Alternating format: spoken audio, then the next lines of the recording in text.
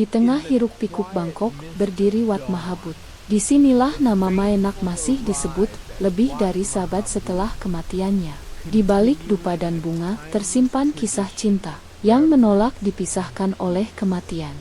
Pada pertengahan abad ke-19, Prahanong hanyalah perkampungan kecil di tepi kanal. Di sanalah, menurut cerita rakyat yang diwariskan turun-temurun, hidup seorang wanita bernama Nak. Ia tinggal bersama suaminya, Mak. Kehidupan mereka sederhana, tenang, jauh dari legenda. Mak bukan bangsawan. Ia bukan prajurit dengan seragam megah. Ia hanyalah pria desa biasa. Di Prahanong yang sederhana, perang sering menjadi satu-satunya jalan untuk memperbaiki nasib. Sore itu, dengan perahu kayu kecil yang didayung perlahan, Mak meninggalkan istrinya yang sedang hamil. Tidak ada musik perpisahan, tidak ada janji besar, hanya harapan bahwa ia akan pulang membawa kehidupan yang lebih baik. Rumah itu kecil, dibangun dari papan yang tak rata, dengan atap daun nipah yang mulai lapuk. Tak ada ranjang mewah, tak ada kain sutra, hanya tikar tipis di lantai kayu yang kasar. Nak bukan bangsawan, ia hanya istri seorang prajurit desa yang berharap perang bisa memperbaiki nasib mereka. Malam itu, rumah sederhana itu menjadi saksi perjuangan terakhir seorang ibu. Mak kembali dengan tubuh lebih kurus dan mata yang menyimpan banyak peran. Ia tidak membawa harta, tidak membawa pangkat, hanya rindu. Langkahnya pelan menyusuri tanah becek di tepi kanal. Rumah kecil itu masih berdiri, dan dari dalam terdengar suara yang sangat ia kenal. Suara istrinya. Mak membeku di ambang pintu. Di dalam rumah kecil itu, ia melihat sesuatu yang mustahil. Nak berdiri di sana, wajahnya lembut seperti biasa, menggendong seorang bayi kecil. Tidak ada darah, tidak ada luka, tidak ada tanda kematian, hanya senyum yang begitu menenangkan. Mak tidak bertanya, ia tidak ingin bertanya, karena rindu lebih kuat dari logika. Di sudut ruangan, lampu minyak bergetar pelan, seolah angin masuk. Padahal malam itu begitu tenang. Desa mulai berbisik.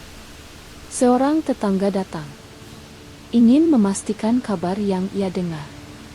Ia berdiri di tepi kanal, memandang rumah kecil itu. Di dalam, Nak tersenyum. Namun saat mata mereka bertemu, senyum itu berubah. Bukan untuk Mak, tapi untuknya. Tatapan kosong, dingin, dan tidak berkedip. Malam itu, tidak semua orang pulang dengan tenang. Warga desa akhirnya berbicara. Mereka memperingatkan Mak bahwa istrinya telah lama dikubur, bahwa yang tinggal di rumah itu bukan lagi manusia. Namun Mak menolak. Jangan itnah istriku. Baginya, Nak masih hidup, masih tersenyum, masih menggendong anak mereka. Dan ia lebih memilih percaya pada matanya sendiri. Di dalam rumah, Nak mendengar semuanya.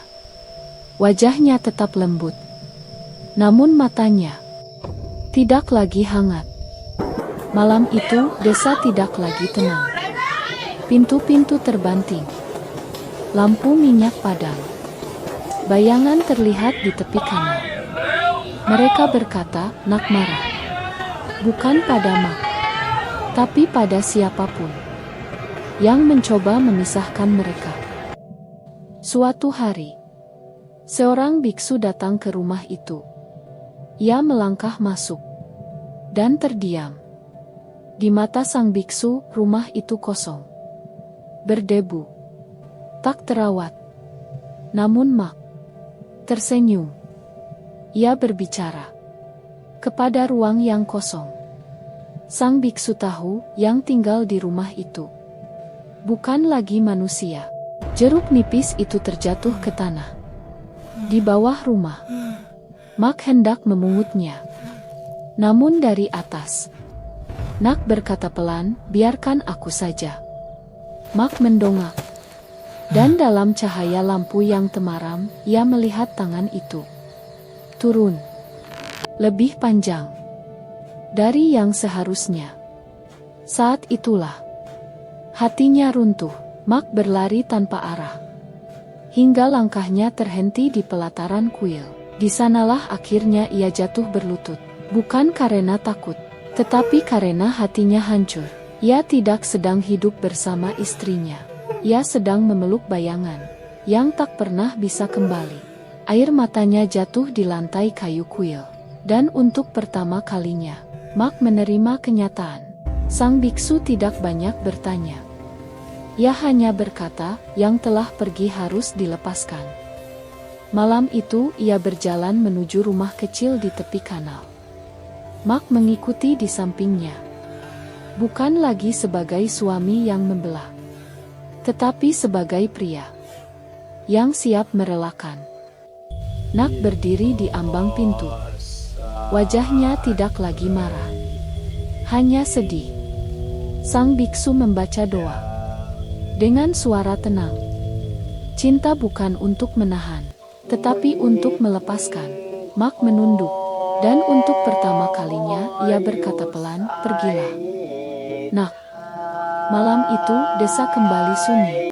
Hari ini orang-orang masih datang ke Wat Mahabut.